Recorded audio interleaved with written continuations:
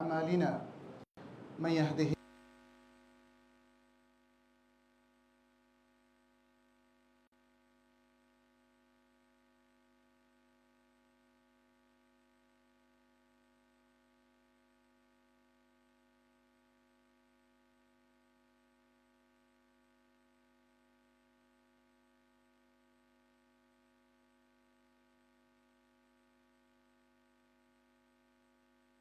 خلقكم من نفس واحدة وخلق منها زوجها وبث منهما رجالا كثيرا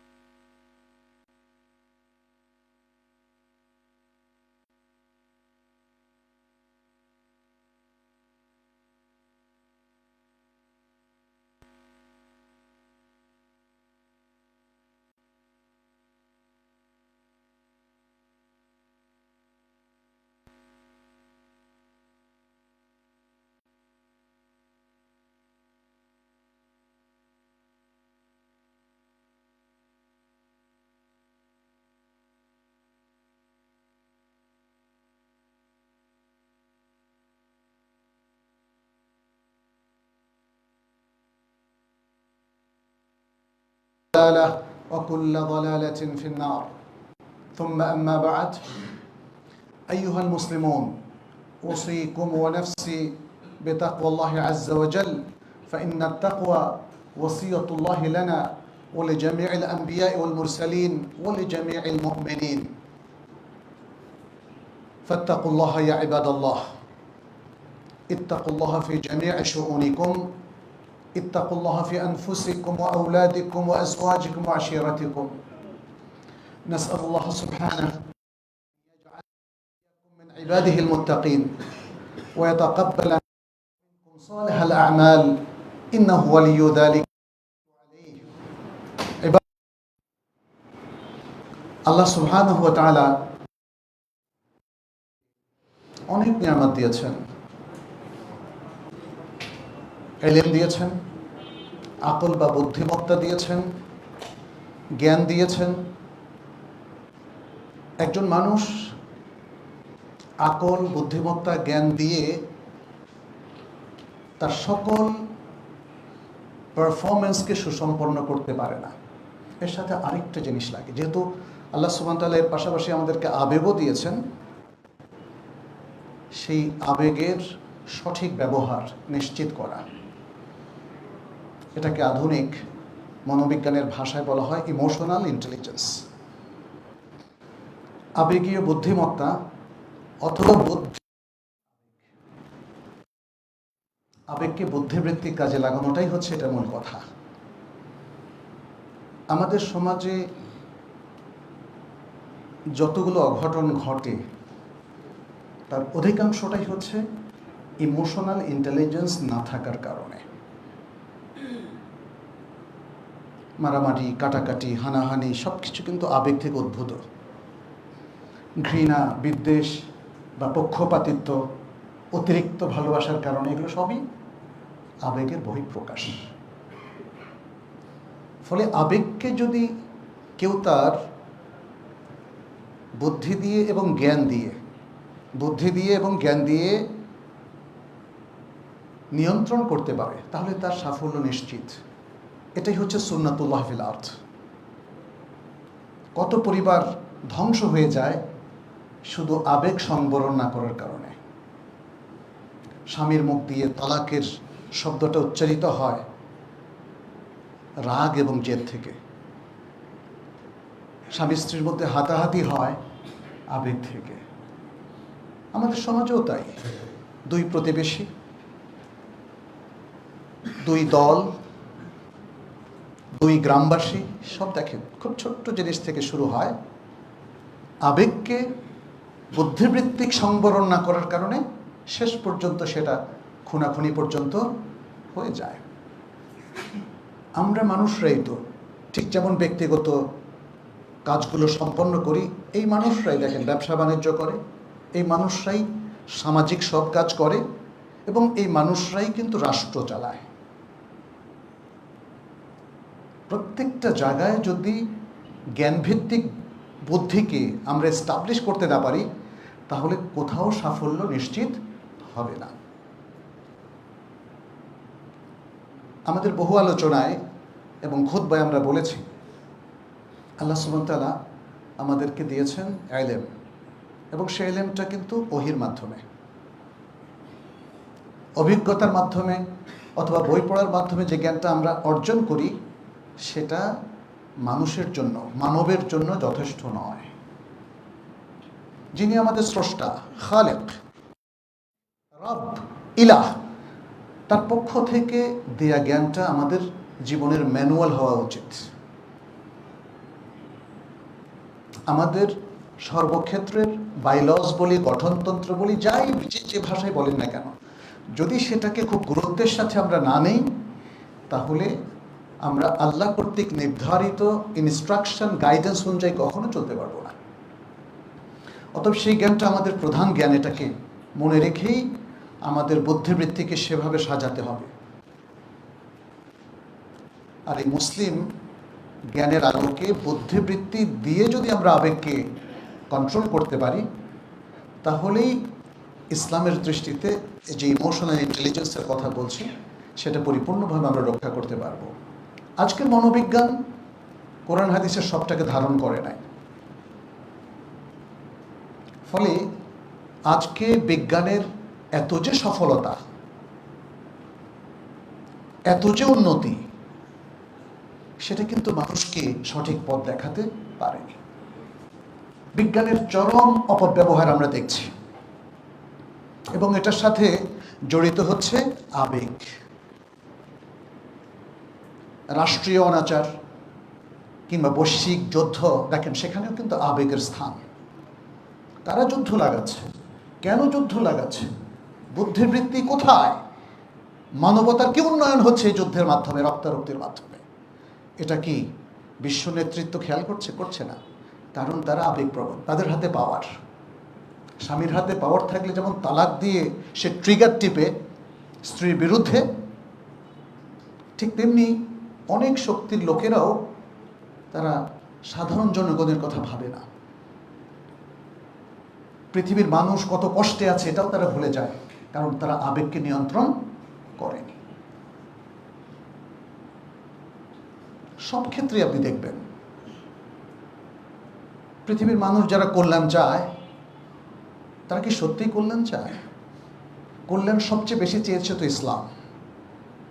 কল্যাণের সবচেয়ে চমৎকার প্রোগ্রাম দিয়েছে তো কোরআন এবং সুন্নাহ।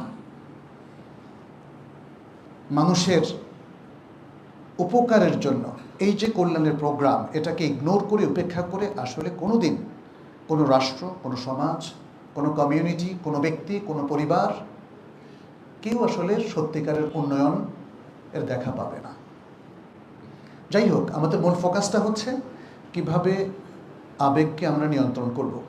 এই ব্যাপারে আধুনিক মনোবিজ্ঞানের বাইরে কোরআন কিন্তু বহু শতাব্দীর পর শতাব্দী থেকে আমাদেরকে আলোকিত করছে। আমাদের দেশে যে মনোবিজ্ঞান পড়ানো হয়, সেখানে দেখেন কোরআন হাদিসের তেমন কোনো কথা নেই। ইসলামিক সাইকোলজি বলে কোনো সাবজেক্টও পড়ানো হয় না।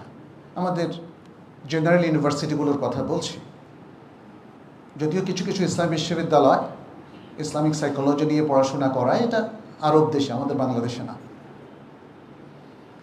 একজন মুসলমানের অবশ্য অধিকার আছে যে ইমোশনাল ইন্টেলিজেন্সের ক্ষেত্রে আল কোরআন আর সুন্নাহ আমাদেরকে কি শেখাচ্ছে, কি নির্দেশনা দিচ্ছে। আজকে সেটা নিয়েই আমরা সংক্ষেপে আপনাদের সামনে কিছু কথা তুলে ধরব। ইমোশনাল ইন্টেলিজেন্সটা কি? ইমোশনাল ইন্টেলিজেন্সটা হচ্ছে মূলত নিজের আবেগ সম্পর্কে সচেতন হওয়া, আবেগকে নিয়ন্ত্রণ করা, অন্যের অনুভূতিকে নিজের মতো করে বোঝা, যেটাকে আমরা সিম্প্যাথি এবং এমপ্যাথি বলি। সিম্প্যাথিটা হচ্ছে সহানুভূতি, এমপ্যাথিটা হচ্ছে সহমর্মিতা। এমপ্যাথিটা বেশি গুরুত্বপূর্ণ। যে ব্যক্তির অনুভূতিগুলোকে বোঝার চেষ্টা করছে, তার জায়গায় নিজেকে স্থাপন করে তার বিষয়গুলোকে বোঝা। তিনি কি চাইতেন আমাদের কাছে, চারপাশের লোকদের কাছে, তার অনুভূতিকে কিভাবে পজিটিভলি মূল্যায়ন করা হোক, এটা তিনি যেভাবে চাইতেন, সেটা হলো এমপ্যাথি। তাহলে অন্যের অনুভূতিগুলোকে বুঝতে পারা এবং সে অনুযায়ী ইতিবাচক আচরণ করার সক্ষমতাকেই বলা হয় ইমোশনাল ইন্টেলিজেন্স বা বুদ্ধিবৃত্তিক আবেগ অথবা আবেগীয় বুদ্ধিমত্তা। এটা খুবই জরুরি একটা বিষয়, যেটার ব্যাপারে আমাদের পূর্ণ জ্ঞান দরকার, ট্রেনিং দরকার, এবং সে আলোকে আমার দেহমন সত্তাকে গড়ে তোলা দরকার। অন্যথায় আমরা কখনোই সুন্দর আচরণ যেমন উপহার দিতে পারবো না, সমাজের একজন ইতিবাচক ব্যক্তি হিসাবেও নিজেকে উপস্থাপন করতে পারবো না। এটার বেশ কয়েকটা উপাদান আছে।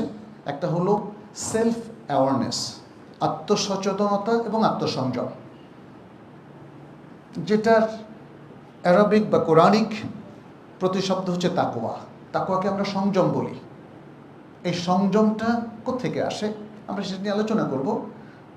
এই জন্য তাকওয়াল্লাহ বলা হয়, তাকওয়াল্লাহ, আল্লাহর তাকওয়া। আল্লাহকে স্মরণ করলেই আপনার এই আত্মসংযমটা অটোমেটিক চলে আসবে। আল কোরআন এই জন্য ইমানের পাশাপাশি সবচেয়ে যে বিষয়টায় বেশি উপদেশ দেওয়া হয়েছে, নির্দেশনা দেওয়া হয়েছে, গাইডেন্স দেওয়া হয়েছে এবং আলোচনা করা হয়েছে ব্যাপকভাবে, সেটি হচ্ছে তাকওয়া। খুতবাতুল হাজার শুরুতে আমরা যে 3টা আয়াত পড়ি সেখানেও কিন্তু ইত্তাকুল্লাহ বলা হয়েছে। ইয়া আইয়ুহাল্লাযীনা আমানুত্তাকুল্লাহ, ইয়া আইয়ুহান নাসু ইত্তাকু রাব্বাকুম, ইয়া আইয়ুহাল্লাযীনা আমানুত্তাকুল্লাহ ওয়া কুলু কাওলান সাদীদা। তাকওয়ার বিশাল আলোচনা, 2-2.5 ঘন্টা লাগবে শুধু তাকওয়ার আয়াতগুলো যদি আপনি একসাথে করে পড়েন।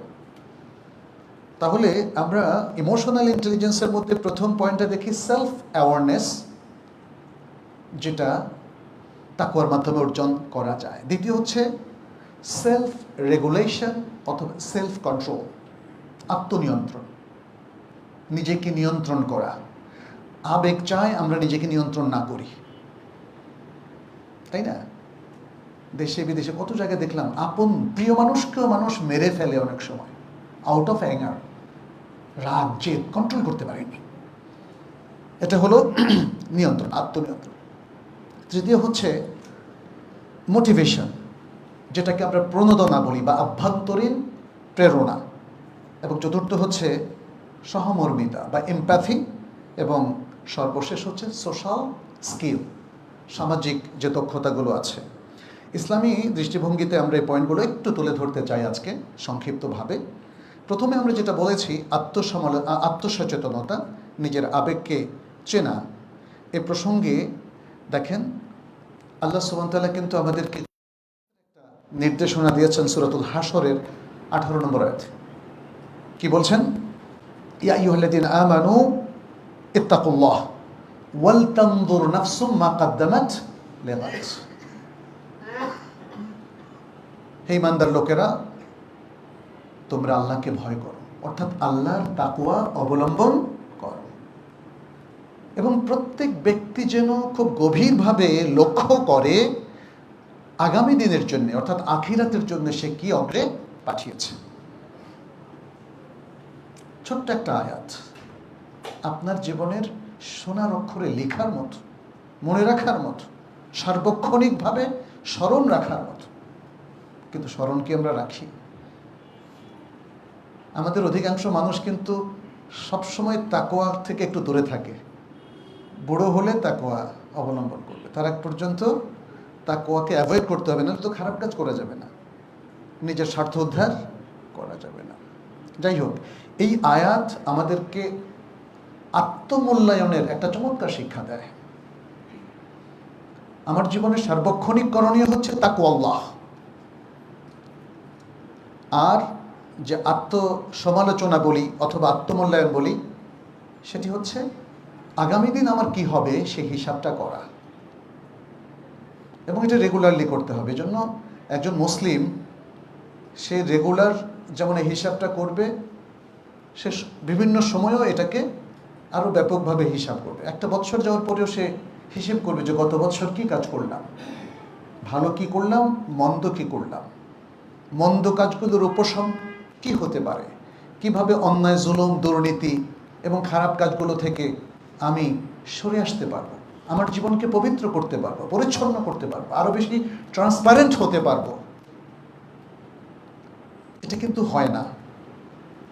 গতানুগতিক আমরা অনেকেই দেখি যে হয়তো খাতায় লিখে রাখেন তিনি কী কাজ করেছেন না করেছেন, এটা দিয়ে কি সত্যিকার অর্থে আত্মমূল্যায়ন হয়? আমাকে খুব সিরিয়াসলি এই জিনিসটা বুঝতে হবে যে নবী সাল্লাল্লাহু আলাইহি ওয়াসাল্লাম কীভাবে আত্মমূল্যায়ন করেছেন, সাহাবায়ে কেরাম কীভাবে করেছেন। ওমর ইবনুল খাত্তাব রাদিয়াল্লাহু তাআলা আনহু তিনি তো বলেছেন, হাসিবু কাবলা আন তুহাসাবু, আল্লাহ তোমাদেরকে মুহাসাবা করার আগে তোমরা নিজেদের হিসাব নাও। এটা আত্মমূল্যায়ন, এবং আত্মমূল্যায়ন আজকের সমাজে অনেক বেশি প্রয়োজন। আপনি যদি সমাজবিজ্ঞান বলেন বা মনোবিজ্ঞান বলেন, সেখানেও দেখবেন সেলফ অ্যাসেসমেন্টের খুব গুরুত্ব আছে। সেলফ অ্যাসেসমেন্টের খুব গুরুত্ব আছে। এটা প্রত্যেক ব্যক্তির ক্ষেত্রে, শিক্ষার্থী, শিক্ষক এবং সমাজের সবার জন্য খুবই গুরুত্বপূর্ণ। এই আত্মমূল্যায়নের মধ্য দিয়েই আমরা আমাদের ইন্টেলিজেন্স বা বুদ্ধিবৃত্তিকে সঠিকভাবে ব্যবহার করতে পারবো। আচ্ছা, এখানে একজন মোমেনের আত্মসচেতনতা যদি আমরা বলি যে আমি এখন কি অনুভব করছি, এর মধ্যে সীমাবদ্ধ থাকবে না। আমি থেকে চলে আসতে হবে আমরার মধ্যে। সমাজের আর সবাইকে নিজের সাথে সম্পৃক্ত করতে হবে, তাদেরকে আপন ভাবতে হবে। কেউ যদি আমির মধ্যে সীমাবদ্ধ থাকেন, তাহলে প্রবলেমটা হবে আজকের এই সমাজের যে প্রবলেম, সেটা এই আমিত্ব আমাদেরকে দুর্নীতিগ্রস্ত করে তুলছে। এই আমাদেরকে এই শিক্ষা দিচ্ছে যে সব টাকা তোমার, জনগণের টাকাও তোমার। একটা প্রতিষ্ঠান প্রধান, সেও মনে করে এই প্রতিষ্ঠান এত কষ্ট করে দাঁড় করিয়েছি, এর প্রফিটটা সব আমার। প্রাতিষ্ঠানিক দুর্নীতি আছে না, বিভিন্ন অফিসের দুর্নীতি, বিভিন্ন জায়গার দুর্নীতি এখান থেকে এসছে। তিনি তার নিজেকে নিয়েই ভাবেন, তিনি উম্মা নিয়ে ভাবেন না, তিনি জনগণ নিয়ে ভাবেন না, তিনি প্রতিবেশী নিয়ে ভাবেন না। আমিত্বের মধ্যেই তিনি নিজেকে সীমাবদ্ধ রাখেন। অথচ ইমোশনাল ইন্টেলিজেন্স হচ্ছে না, আমিত্ব নয়, বরং আমার এই অনুভূতিকে কাজে লাগিয়ে আমি কিভাবে সবাইকে ধারণ করতে পারবো। আমি যদি আমিত্বের অনুভূতি ধারণ করি তাহলে এর পরিণতি কি, আর যদি আমরার অনুভূতি ধারণ করি তাহলে এর পরিণতি যেটা সঠিক সেখানেই যাবেন। এটাই তো ইন্টেলিজেন্স, এটা ইন্টেলিজেন্স। দ্বিতীয় যে বিষয়টা, সেটি হচ্ছে ক্রোধ নিয়ন্ত্রণ, রাগ নিয়ন্ত্রণ। রাগ নিয়ন্ত্রণের ব্যাপারে কোরআন হাদিস দুটোতে প্রচুর আলোচনা আছে। আল্লাহ সুবহানাহু ওয়া তাআলা সূরা আল ইমরানের 134 নম্বর আয়াতে বলেছেন, ওয়াল কাযিমিনা আল গায়যা ওয়াল আফিনা আনিন নাস, যে যারা নিজেদের ক্রোধকে সংবরণ করে এবং মানুষকে ক্ষমা করে। আল্লাহু ইউহিব্বুল মুহসিনিন, আর আল্লাহ মুহসিনিন সৎকর্মশীলদের ভালোবাসেন। আল কাযিমিন আল গায়য, ক্রোধ সংবরণ করা, রাগ না করার জন্য বলা হয়নি। খেয়াল করেন, রাগ না করার জন্য বলা হয় নাই, এই আয়াতে বলেছে ক্রোধ সংবরণ করা। তার মানে রাগ হবে, রাগ আসবে, but you need to control it. ব্যাস, তাহলেই কিন্তু সমাধান হয়ে গেল। কারণ আমাদের এই যে ফিজিক্স এবং কেমিস্ট্রি, অর্থাৎ ফিজিক্যাল এবং আমাদের শরীরের কেমিস্ট্রি কে তৈরি করেছেন? আল্লাহ।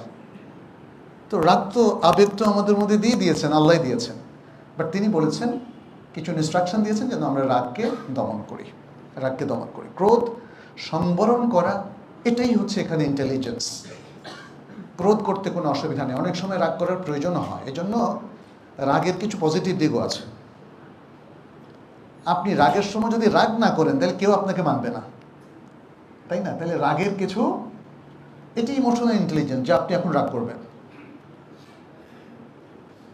কিন্তু রাগ করে আপনি এমন কিছু করবেন না যাতে আপনার ক্ষতি হয়, অন্যের ক্ষতি হয়, বা মানুষের ক্ষতি হয়। নবী সাল্লাল্লাহু আলাইহি সাল্লাম থেকে রাগের ব্যাপারে আরো অনেকগুলো বক্তব্য এসছে। এক সাহাবী বারবার তাকে বলছেন, ইয়া রাসূলুল্লাহ, আমাকে একটা নসিহত। তিনি বলছেন, লা তাগদাব, রাগ করো না। আবার বললেন, নসিহত করেন, লা তাগদাব, 3 বার বলছেন, লা তাগদাব, রাগ করো না। নবী সাল্লাল্লাহু আলাইহি সাল্লামের নসিহতগুলো আপনারা খেয়াল করবেন, ব্যক্তিভেদে একই নসিহতে কিন্তু 2 রকম বক্তব্য এসেছে। নবী সাল্লাল্লাহু আলাইহি সাল্লামকে যিনি যে সাহাবী জিজ্ঞেস করেছিলেন তাকে তিনি চিনতেন কিনা বলেন? অবশ্যই চিনতেন, অবশ্যই চিনতেন। ফলে তিনি জানেন এই ব্যক্তির জন্য এটাই হচ্ছে সবচেয়ে সুন্দর নাসিহা যে তুমি রাগ করো না। কারণ তিনি হয়তো আবেগপ্রবণ ছিলেন। রাগ করো না, এটা হচ্ছে ইমোশনাল ইন্টেলিজেন্স। আমার মধ্যে জেদের প্রবণতাটা প্রকট, তাহলে আমি রাগ করব না। মাইন্ডসেট করে ফেলবো কি রাগ করব না। আপনাদের যাদের মধ্যে রাগ করার বেশি প্রবণতা আছে, আপনি যদি মাইন্ডসেট করেন যে আপনি রাগ করবেন না, তাহলে দেখবেন যে রাগ কমে যাবে, রাগের সংখ্যা কমে যাবে। যেখানে 20 বার রাগ করতেন সেখানে 2 বার রাগ করবেন। এইভাবেই নবী সাল্লাল্লাহু আলাইহি সাল্লাম আরেকটি হাদিসে, যেটি বুখারী মুসলিমের হাদিস, আরেকটি হাদিসে বলেছেন শক্তিশালী সেই ব্যক্তি নয় যে কুস্তিতে অন্যকে পরাজিত করে, ফেলে দিতে পারে। প্রকৃত শক্তিশালী সে নয়, বরং প্রকৃত শক্তিশালী সেই ব্যক্তি যে রাগের সময় নিজেকে নিয়ন্ত্রণ করতে পারে। কারণ এটাই অধিকাংশ লোক পারে না। এটা পারে তখন যখন সে ইমোশনাল ইন্টেলিজেন্সের প্র্যাকটিস করে। কারণ আল্লাহ তো তাকে অ্যাট দ্য সেম টাইম দুটো জিনিসই দিয়েছেন, তার আবেগও আছে, বুদ্ধিও আছে, তাই না? প্রত্যেক ব্যক্তির মধ্যে আবেগও আছে, বুদ্ধিও আছে। যদি সে, যেহেতু আল্লাহ তাআলা তাকে আরেকটা অতিরিক্ত জিনিস দিয়েছেন যেটাকে আমরা বললাম ইলম, ইলম কিন্তু খুব পাওয়ারফুল। এটা আমাদের শরীরের সাথে সম্পৃক্ত কিছু না, কিন্তু আমাদের জানার জগতের সাথে। এই জানাটা অনেক বেশি পাওয়ারফুল। আপনি যদি জানেন যে মসজিদ থেকে বের হলে কেউ একজন আপনাকে আঘাত করবে, বের হবেন আপনি? তাহলে জানাটাকে আপনাকে আপনার সব কিছুকে কন্ট্রোল করছে, আপনার মুভমেন্টকে কন্ট্রোল করছে কিন্তু ইলম। যুদ্ধক্ষেত্রে দেখেন যে যত বেশি জানে সে কিন্তু যুদ্ধে জেতে। তাহলে মানুষের সব কিছু কন্ট্রোল করছে কিন্তু তার ইলম, তার জ্ঞান, নলেজ। আর নলেজটাকে সে কাজে লাগাচ্ছে আকল দিয়ে। আমাদের কথা একটাই, এই যে ইন্টেলিজেন্সের কথা বলছি, সেটি হচ্ছে আপনি জ্ঞান এবং আকল দিয়ে আবেগকে সংবরণ করবেন। জ্ঞান এবং আকল যদি আবেগকে অ্যালাউ করে, ওকে, তখন আর আবেগপ্রবণ হওয়া দোষণীয় নয়। যেমন আপনাদেরকে বলি, এখানে আল্লাহকে ভালোবাসা, এটা কিন্তু আবেগ। নবী সাল্লাল্লাহু আলাইহি সাল্লামকে ভালোবাসা, এটা আবেগ। কোরআনের তেলাওয়াত, চোখে পানি আসা, এটা আবেগ। সালাতের মধ্যে কান্না চলে আসা, জান্নাত জাহান্নামের আয়াতগুলো শুনে, এটা আবেগ। এটাকে সংবরণ করতে বলা হয়েছে না। আল্লাহ এবং রাসূলের ভালোবাসায় আপনার আবেগ সংবরণের কোনো প্রয়োজন নেই, বরং আবেগকে পরিপূর্ণভাবে কাজে লাগান। আপনার আবেগকে এমনভাবে তৈরি করেন যেন সে সবসময় আল্লাহ এবং রাসূলকে ভালোবাসে, রাসূলুল্লাহ সাল্লাল্লাহু আলাইহি ওয়াসাল্লাম, দ্বীনকে ভালোবাসে, আল কোরআনকে ভালোবাসে, আর সুন্নাহকে ভালোবাসে, দিনদার লোকদেরকে ভালোবাসে। এই ভালোবাসাটা মামদুহ, নন্দিত। কিন্তু কিছু ভালোবাসা আছে, কিছু আবেগ আছে নিন্দিত। আমাদেরকে অবশ্যই পার্থক্য করতে হবে কোনটা নন্দিত বা মামদুহ, কোনটা নিন্দিত অথবা মাযমুম। আপনি যদি কোনো এমন সেলিব্রিটির প্রতি অনুরক্ত হয়ে পড়েন, ইসলাম থেকে যার দূরত্ব অনেক বেশি, যার আমল, আখলাক, বেশভূষা কোনোটা ইসলামের সাথে যায় না। আমাদের তরুণদের ক্ষেত্রে এটা হয়েছে এখন। এখানে কোনো ইমোশনাল ইন্টেলিজেন্স কাজ করে নাই। আর আমরাও বাবা মা কিংবা শিক্ষকরা তাদেরকে এগুলো বোঝাই নাই। এই জায়গায় আমাদেরকে খেয়াল রাখতে হবে। রাগের মুহূর্তে আত্মনিয়ন্ত্রণের কথাও আমরা বলেছি, সহমর্মিতা, এমপ্যাথি। দেখেন, এমপ্যাথি নবী সাল্লাল্লাহু আলাইহি ওয়াসাল্লামের একটা বিখ্যাত হাদিস, বুখারী মুসলিমের হাদিস, এত চমৎকারভাবে উঠে এসেছে। আমরা এমপ্যাথি, এটা এখন মানে এই আলোচনাগুলো শুনি সব পাশ্চাত্য ধারার লোকদের কাছ থেকে। নবী সাল্লাল্লাহু আলাইহি ওয়াসাল্লামের বিখ্যাত হাদিসটা আপনাদের জানা আছে, লা ইউমিনু আহাদুকুম হাত্তা ইউহিব্বা লিআখিহি মা ইউহিব্বু লিনাফসিহি। তোমাদেরকে ততক্ষণ পর্যন্ত ইমানদার হবে না যতক্ষণ না সে তার ভাইয়ের জন্য সেটা পছন্দ করে যেটা সে নিজের জন্য পছন্দ করে। এটা এক্স্যাক্টলি, এটা এমপ্যাথি, সহমর্মিতা। আমরা কি তাই করি? এমপ্যাথি কিন্তু আমাদের মধ্যে একদমই নাই, এবং ভালো ভালো লোকদের মধ্যে নাই, খারাপ লোকদের কথা বাদই দিলাম। এমপ্যাথির চর্চা নবী সাল্লাল্লাহু আলাইহি ওয়াসাল্লাম প্রথম দিন থেকে করেছেন। তিনি যখন আনসারদেরকে নির্দেশ দিলেন মুহাজিরদের জন্য কিছু করার জন্য, দেখেন এমপ্যাথি, দেখেন সাহাবীরা তাদের সম্পদ ভাগাভাগি শুরু করে দিলেন, প্রিয় সম্পদ দিয়ে দিলেন মুহাজিরদেরকে, প্রিয় স্ত্রী তালাক দেওয়া শুরু করলেন যাতে মুহাজিররা স্ত্রী পায়। এই নজির পৃথিবীতে আর কোথাও নাই। অতএব এই দৃষ্টান্তগুলো থেকে আমাদের কোরআন সুন্নাহয় কোনো দুর্ভিক্ষ নাই, ভরপুর চমৎকার সব দৃষ্টান্ত নবী সাল্লাল্লাহু আলাইহি ওয়াসাল্লামের সব প্রচুর পরিমাণে এখানে আছে। শুধু আমাদের পড়ার শোনার সময় নাই, জানার সময় নাই, আর সবচেয়ে যেই জিনিসের বেশি সময় নাই সেটা কি বলেন তো? আমল করার। অনেকেই জানছেন, শুনছেন, কয়জন আমল করছেন? এগুলোকে নিজের বাস্তব জীবনে, সমাজে, রাষ্ট্রে, প্রত্যেকটা জায়গায় এই সুন্দর সুকুমার বৃত্তিগুলো প্রতিষ্ঠিত করার সময় আমাদের নাই। কারো কারো মনে মনে ইচ্ছা আছে, কিন্তু সময় নাই। তাহলে এই হাদিস দেখেন আপনার মধ্যে একটা অনুভূতি ক্রিয়েট করেছে, যে অনুভূতিটা আপনার নিজের কল্যাণের জন্য হচ্ছে, সেটা যেন আপনার ভাইয়ের জন্য হয়। এটা চমৎকার একটা এডুকেশন। এডুকেশন আমাদের শিক্ষা প্রতিষ্ঠানগুলোতে নাই। সেখানে দলাদলি, হানাহানি, মারামারি, শিক্ষার কোনো ভালো ফলাফলই আজকে আমরা আমাদের উচ্চশিক্ষার প্রতিষ্ঠানগুলোতে একদমই দেখি না। এটা নিয়ে আমাদের মনে হয় ভাবতে হবে। আর মনে রাখবেন, এটা মুসলিম দেশ।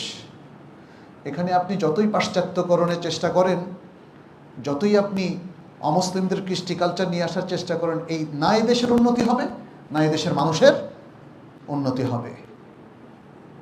এখানে মুসলিমদেরকে মনে রাখতে হবে তাদের নৈতিকতা, তাদের যত সুকুমার বৃত্তি, এগুলোর লেসন নিতে হবে তাদের কোরআন এবং সুন্নাহ থেকে। এর বাইরে অন্য রিসোর্সগুলোতে ভালো কিছু থাকতে পারে, তাতে আমাদের কোনো সমস্যা নাই, কিন্তু আমাদের ইসলামে যেগুলোকে ভালো বলেছে, এর থেকে ভালো আর কোনো কিছু নেই। অতএব মুসলিমদের সমাজে তাদের শিক্ষা, তাদের কৃষ্টি কালচার, তাদের ব্যবসা বাণিজ্য, তাদের ইন্টারাকশন, তাদের সামাজিকতা, সব কিছুর মধ্যে সম্পূর্ণ ইসলামের গাইডেন্সটা এখানে থাকতে হবে। এটাই আমাদের ইমোশনাল ইন্টেলিজেন্স বলে। এটাই আমাদের জন্য বুদ্ধির বৃত্তি, মুসলিমদের জন্য বুদ্ধির বৃত্তি। ইতিহাস সাক্ষী এবং ইতিহাসে প্রমাণ দিচ্ছে যে মুসলিমরা যদি কোরআন সুন্নাহ থেকে দূরে সরে যায়, তারা যতই জাগতিক উন্নয়নের প্রোগ্রাম হাতে নেক, কাহিনী শোনাক, কিন্তু তাদের প্রকৃত উন্নয়ন না দুনিয়া হবে আর আখিরাতে তো হবেই না। কারণ উন্নয়নের মূল চাবিকাঠি হচ্ছে কোরআন সুন্নাহর মধ্যে। সেটাকে যারা বর্জন করেছে, তাদের উন্নয়নের কোনো সম্ভাবনার কোনো কারণ নেই। ফলে আমাদের এই যে ব্যক্তি জীবনটা দেখেন না,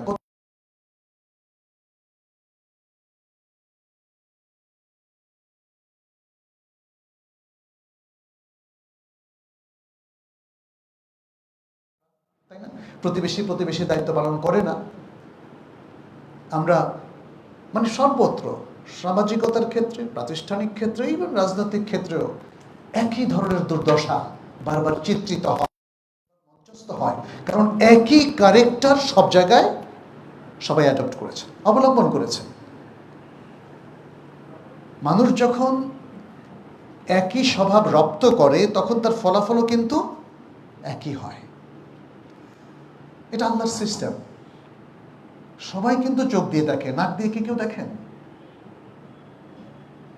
জিহ্বা দিয়ে কথা বলেন, জিহ্বা ছাড়া কেউ কথা বলতে পারে?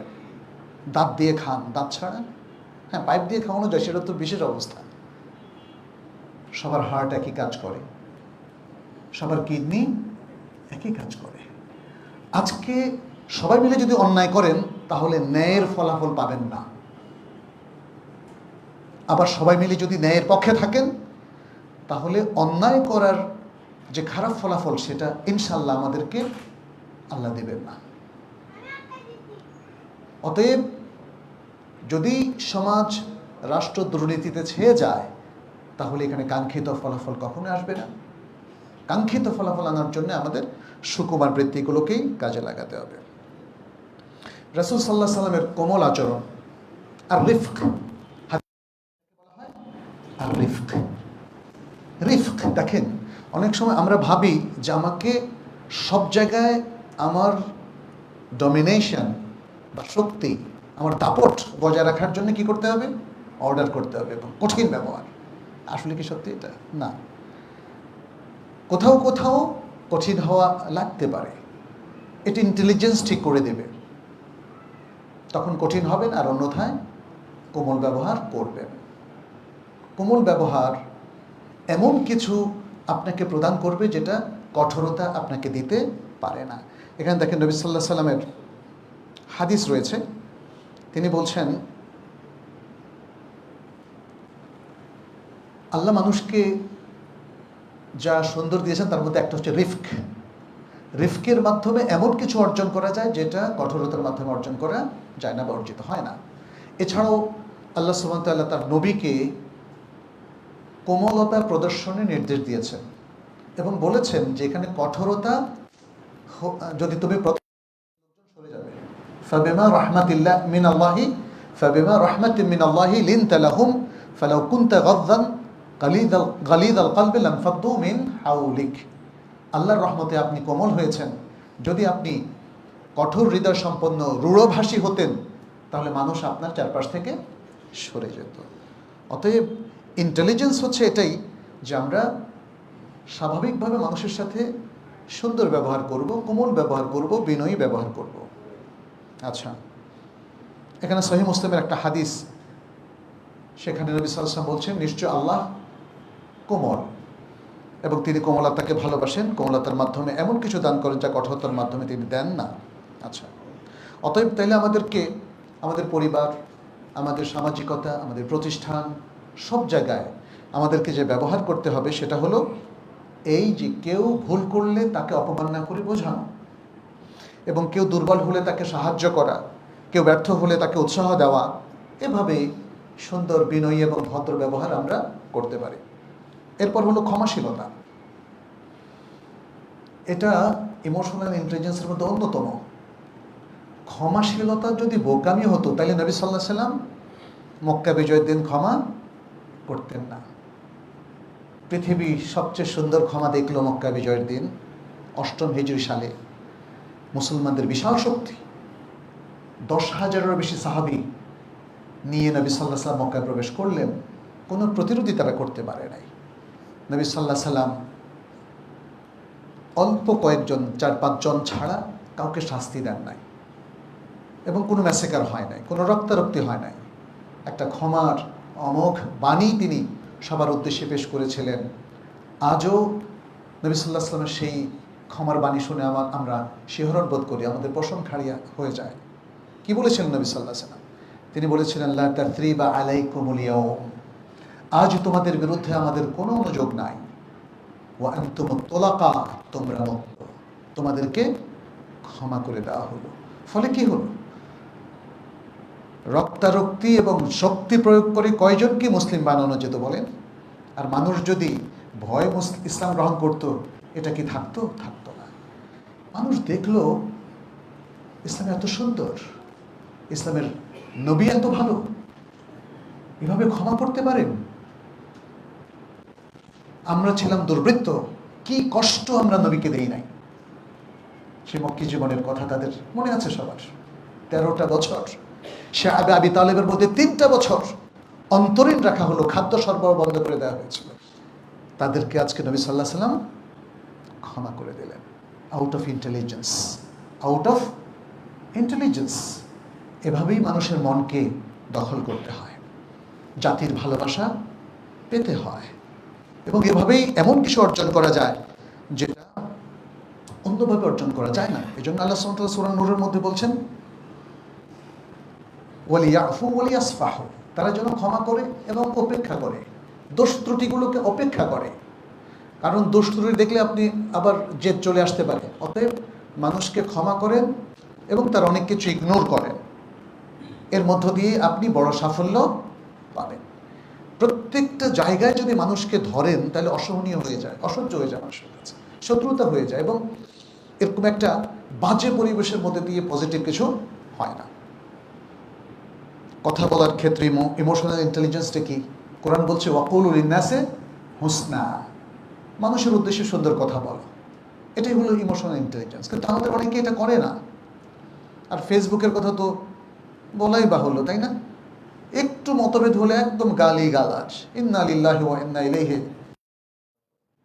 সোশ্যাল নেটওয়ার্কটাকে মানে সবচেয়ে ভয়ঙ্করভাবে আনসোশ্যাল করে ফেলা হয়েছে, তাই না? এই যে অভদ্র আচরণ, এটা কি সোশ্যাল? এটাকে সামাজিকতা বলে? এটা হলো কমপ্লিটলি অসামাজিক কথাবার্তা এখানে আমরা দেখতে পাচ্ছি। গীবত, উপহাস এগুলো পরিত্যাগ করা এবং মানুষের অনুভূতির প্রতি সম্মান প্রদর্শন করা। কেন আপনি অনুভূতির প্রতি সম্মান প্রদর্শন করবেন? আল্লাহ যে সম্মান দিয়েছেন এই সম্মানকে আপনি ঘায়েল করতে পারেন না, নষ্ট করতে পারেন না। ওয়ালাকাদ কাররামনা বানি আদম। এই জন্য নবী সাল্লাল্লাহু আলাইহি ওয়াসাল্লাম তার সাথে যে অমুসলিমরা দেখা করতে আসতো তাদেরকেও কোনোদিন কটু কথা বলেন নাই। মসজিদে নববী তো ওফুদ আসতো। এই যে মুসাল্লাম আল কাদ্দাব, সে তার গোত্র নিয়ে এখানে এসেছিল, তারা ইসলাম গ্রহণ করেছিল অনেকেই, অনেকে হয়তো করে নাই, না করে চলে গেছে। নবী সাল্লাল্লাহু আলাইহি ওয়াসাল্লাম কারোর সাথে অসম্মানজনক আচরণ করেননি, কারণ অল হিউম্যান বিং, তাদের সবার জন্য আল্লাহ সুবহানাহু ওয়া তাআলা একটা কমন ডিগনিটি রেখে দিয়েছেন। অতএব সেটাকে নষ্ট করা যাবে না। আর মানুষের ডিগনিটি নষ্ট হয়, তার মর্যাদা নষ্ট হয় যদি তার বিরুদ্ধে মানহানিকর কিছু কথা বলেন। এই জন্য সূরাত নূরে আপনারা দেখবেন মানহানির কিন্তু একটা বড় শাস্তি, ফৌজদারি দণ্ডবিধি দেওয়া আছে। কাউকে অপবাদ দিতে পারবেন না। অপবাদ মানহানির মধ্যে সবচেয়ে ভয়ঙ্কর। ইসলামে অপবাদ দেওয়া নিষেধ, এবং সবচেয়ে বেশি নিষেধ হচ্ছে কোনো সতী সাধ্বী নারীকে অপবাদ দেওয়া। আমাদের বোনদের লক্ষ্য করা উচিত, এই যে বিভিন্ন সময়ে নারীদের অধিকারের প্রতি ইসলাম যতটা সোচ্চার, আর কেউ কিন্তু এতটা সোচ্চার নয়। এখানেও দেখেন সৎপুরুষ নাই। তাহলে ইসলাম সবচেয়ে ভয়াবহ শাস্তির কথা বলেছে কি? সতী নারী বা মানে ভালো নারীদেরকে যদি কোনো অপবাদ দেওয়া হয়। তার মানে কি? তার মানে হচ্ছে ইসলাম আসলে সকল নারী পুরুষ সবার সম্মান রক্ষা করার কথা বলেছে। গীবত করা যাবে না, পরনিন্দা করা যাবে না, মানহানিকর কোনো কথা বলা যাবে না। এটা সামনাসামনিও বলা যাবে না, এটা পেছনেও বলা যাবে না, এটা পত্রিকায়ও বলা যাবে না, এটা ফেসবুকেও বলা যাবে না, এটা কোথাও বলা যাবে না। যতগুলো মাধ্যম আছে কোথাও বলা যাবে না। মানুষ বলে কেন? আউট অফ ইমোশন, সে আবেগ। ওনাকে যদি ঘায়েল করি আমার অনেক সওয়াব হবে। কিছু ভালো ভালো মানুষও দেখি যে খুব বাজে বাজে কথা বলে। তারা ইন্টেলিজেন্সটাকে গুরুত্ব দেয় না, ইমোশনাল ইন্টেলিজেন্সটা তারা রপ্ত করতে পারেনি। আমাদেরকে সেটা করতে হবে যেন আমরা এই খারাপ অভ্যাসগুলো আমরা বর্জন করতে পারি। পরিবারে ইমোশনাল ইন্টেলিজেন্সের খুব দরকার। পরিবারে আল্লাহ সুবহানাহু ওয়া তাআলা আমাদের সবাইকে সুন্দরভাবে সৎভাবে জীবনযাপন করতে বলেছেন, স্ত্রীদের সাথে সুন্দর আচরণ করতে বলেছেন, ওয়া আশিরুহুন্না বিল মারুফ, এবং আরও অনেকগুলো কথা বলেছেন। নবী সাল্লাল্লাহু আলাইহি ওয়াসাল্লাম বলছেন খায়রুকুম লি আহলি, তোমাদের মধ্যে সেই সবচেয়ে উত্তম যে পরিবার পরিজনের কাছে উত্তম। এটা তর্জমা কেউ করেছেন স্বামীদেরকে লক্ষ্য করে, যে সেই স্বামী উত্তম যে তার স্ত্রীর কাছে উত্তম। কিন্তু এর বিপরীতটাও তো হতে পারে, তাই না? এখানে নবী সাল্লাল্লাহু আলাইহি ওয়াসাল্লাম শুধুমাত্র পুরুষকে ইন্ডিকেট করেন না, স্ত্রীদেরও মনে রাখতে হবে সেই স্ত্রী সবচেয়ে উত্তম যার ব্যাপারে স্বামী সার্টিফিকেট দেয়। তার মানে হচ্ছে পরিবারভুক্ত লোকজন অষ্টপ্রহর তারা কাছাকাছি থাকে, অতএব তারা তাদের সব কিছু জানেন। অতএব যিনি সব কিছু জানেন তিনি যদি বলেন তিনি ভালো, তাহলে আসলেই তিনি ভালো। কিন্তু এই পরিবারেও আমাদের আজকে অনেক খারাপ কিছু সংগঠিত হতে দেখা যায়। স্বামী স্ত্রীর মধ্যে ঝগড়াঝাটি, তালাক, তারপরে আরও অনেক বিভেদ, বিচ্ছেদ কিংবা ভুল বোঝাবুঝি। তো এই সব কিছুর ক্ষেত্রে আমাদেরকে মনে রাখতে হবে আমাদের পরিবার আমাদের সবচেয়ে কাছের মানুষ। অতএব এখানেও ইমোশনাল ইন্টেলিজেন্স ব্যবহার করতে হবে, প্রত্যেকের সাথে সুন্দর ভদ্র ব্যবহার করা, প্রত্যেকের কল্যাণ কামনা করা, এমন দুর্ব্যবহার না করা যেটা আবেগপ্রবণ হয়ে আমরা করে থাকি, যেটা অধিকাংশ ক্ষেত্রে আজকের এই আধুনিক যুগে স্বামী স্ত্রীর মধ্যে হয়ে থাকে। আধুনিক ফ্যামিলিগুলোর মধ্যে দেখেন তালাকের হার বেশি না কম? অনেক বেশি। এবং এই আধুনিক সমাজে আরও বেশি হয়ে যাচ্ছে। এবং আমাদের এই মুসলিম সমাজে অনেকে এখন ভাবা শুরু করছে যে ইউরোপ আমেরিকাতে যেহেতু পরিবার প্রথা এখন আর নাই, কি আছে, লিভ টুগেদার কালচার। বলছেন তাইলে আর বিবাহ হলে যদি তালাকই হয় তাহলে বিবাহের দরকার কি? দেখেন সেদিকে চলে যাচ্ছে অনেকে। কিন্তু আমরা তো আমাদের আসলের উপর নাই, আসলের দিকে ফিরে আসেন, ইমোশনাল ইন্টেলিজেন্সকে ব্যবহার করেন। পরিবারের চাইতে বড় নেয়ামত মানুষের জীবনে আর নেই। ছোট্ট শিশু তার বাবার অপত্য স্নেহ পাচ্ছে, মায়ের মমতা পাচ্ছে। আর যদি পরিবার ভেঙে যায় কোথায় পাবে? ভাই বোনের যে ভালোবাসাটা, বন্ধন, রক্তের যে সুন্দর সম্পর্ক, এটা আজকে পাশ্চাত্য সমাজে নাই। সেই সমাজকে আপনারা আপনাদের রোল মডেল বানাবেন না। আমাদের রোল মডেল হচ্ছে আমাদের নবী সাল্লাল্লাহু আলাইহি ওয়াসাল্লাম, তার সাহাবায়ে কেরাম। আমাদের ইসলামী সমাজ আমাদের জন্য রোল মডেল।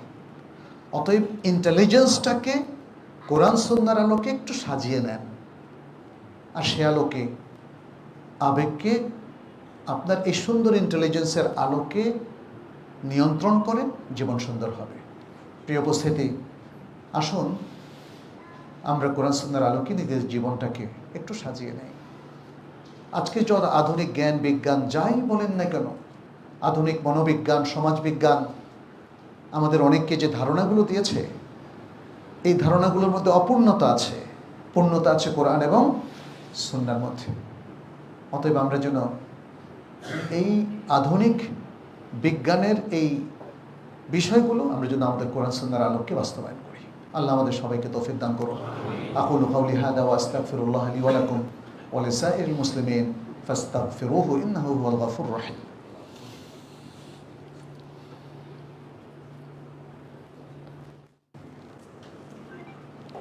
আলহামদুলিল্লাহি রাব্বিল আলামিন ওয়াল আকিবাতু লিল মুত্তাকিন ওয়া উসাল্লি ওয়া উসাল্লিমু আলা নাবিয়িনা মুহাম্মাদিন ওয়া আলা আলিহি ওয়া আসহাবিহি আজমাইন।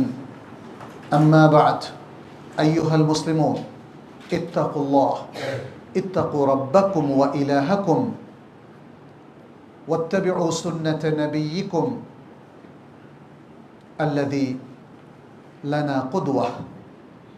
كما قال الله سبحانه وتعالى في سورة الأحزاب: لقد كان لكم في رسول الله أسوة حسنة لمن كان يرجو الله واليوم الآخر وذكر الله كثيرا.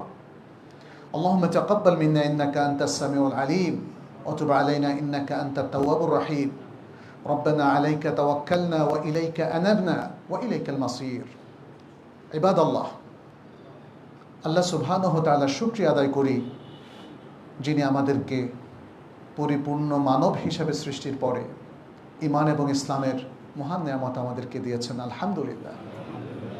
আল্লাহর কাছে দোয়া করি তিনি যেন ঈমান এবং ইসলামের আলোকেই আমাদের জীবনটাকে আলোকিত করে দেন। আমরা আমাদের যেন জ্ঞান, বুদ্ধি, আবেগ সব কিছুই তার দেওয়া নির্দেশের আলোকে পরিচালিত করি। আল্লাহ যেন আমাদের সকলকে কবুল করেন। আমরা আল্লাহর কাছে দোয়া করি আজকের এই বিশেষ দিনে ইয়াউমুল জুমআহ, আল্লাহ যেন আমাদের এই দেশের সকল অধিবাসী যারা মুসলিম, যারা ইসলামকে ভালোবাসে, আল্লাহ এবং তার রাসূল সাল্লাল্লাহু আলাইহি ওয়াসাল্লামকে ভালোবাসে, আল্লাহ যেন তাদের জীবনে বারাকা দেন। আল্লাহ যেন আমাদের এই দেশে বারাকা দেন, এই জনপদে বারাকা দেন, এই মসজিদে বারাকা দেন, এই মসজিদের মুসল্লিদের উপর বারাকা নাজিল করেন। আমাদের মধ্যে যারা অসুস্থ, আল্লাহ যেন তাদেরকে সুস্থ করে দেয়। যারা হাসপাতালে রোগাক্রান্ত অবস্থায় আছেন, আল্লাহ যেন তাদেরকে খুব দ্রুত শিফা দান করেন। যারা মারা গিয়েছেন, আল্লাহ যেন তাদের কবর আযাব মাফ করে দেন, জাহান্নামের আগুন থেকে তাদেরকে মুক্তি দেন, জান্নাতুল ফেরদাউস তাদেরকে নসিব করেন। যারা বিপদগ্রস্ত আছেন, বিভিন্ন সমস্যায় কিংবা প্রবলেমে মুসিবতে আছেন, আল্লাহ যেন তাদের সকল মুসিবত, সকল সমস্যা, প্রবলেম দূর করে দেন, বিপদ থেকে তাদেরকে পরিত্রাণ দেন, উদ্ধার করেন। নির্যাতিত সকল মুসলিমদের জন্য আমাদের দোয়া থাকবে, আল্লাহ যেন তাদের সহায় হন, আল্লাহ যেন তার বিশেষ নুসরাত তাদের জন্য নাজিল করেন। বিশেষ করে ফিলিস্তিন, সিরিয়া, ভারত, বিভিন্ন দেশে আমাদের মুসলিমরা অনেক কষ্টে আছেন, আল্লাহ যেন তাদের সহায় হন। যারা অমুসলিমদের হাতে নিহত হয়েছেন, আল্লাহ যেন তাদের শাহাদাত কবুল করেন। আমরা যারা আজকে এদেশে সহাবস্থান করছি, একসাথে অবস্থান করছি, আমাদের মধ্যে আল্লাহ যেন ভ্রাতৃত্ববোধ তৈরি করে দেন, সহানুভূতি এবং সহমর্মিতা তৈরি করে দেন। আমরা যেন একে অপরের শত্রু না হই, হানাহানিতে লিপ্ত না হই। আমাদেরকে যেন আল্লাহ তাআলা বুঝ দান করেন, ইমোশনাল ইন্টেলিজেন্সটা প্রতিষ্ঠিত করে দেন। আল্লাহ যেন এই দেশবাসীকে ইসলামের উপর থাকার তৌফিক দান করেন। হাদা ওয়া সাল্লু ওয়া সাল্লিমু আলা নবিয়িনা মুহাম্মদ ফাকাদ ক্বালা আল্লাহু সুবহানাহু ইন্নাল্লাহা ওয়া মালাইকাতাহু ইউসাল্লুনা আলান নবী ইয়া আইয়ুহাল্লাযীনা আমানু সাল্লু আলাইহি ওয়া সাল্লিমু তাসলিমা ওয়া ক্বালা আন-নাবিয়্যু সাল্লাল্লাহু আলাইহি ওয়া সাল্লাম মান সাল্লা আলাইয়া মাররাতান সাল্লাল্লাহু আলাইহি বিহা আশারা আল্লাহুম্মা সাল্লি ওয়া সাল্লিম ওয়া বারিক ওয়া আন'আম আলা নবিয়িনা মুহাম্মদ ওয়ারদ আল্লাহুম্মা আনিল খুলাফাইর রাশিদিন ওয়া আনিস সাহাবাতি আজমাইন وأنا معهم بعفوك وكرمك يا أكرم الأكرمين.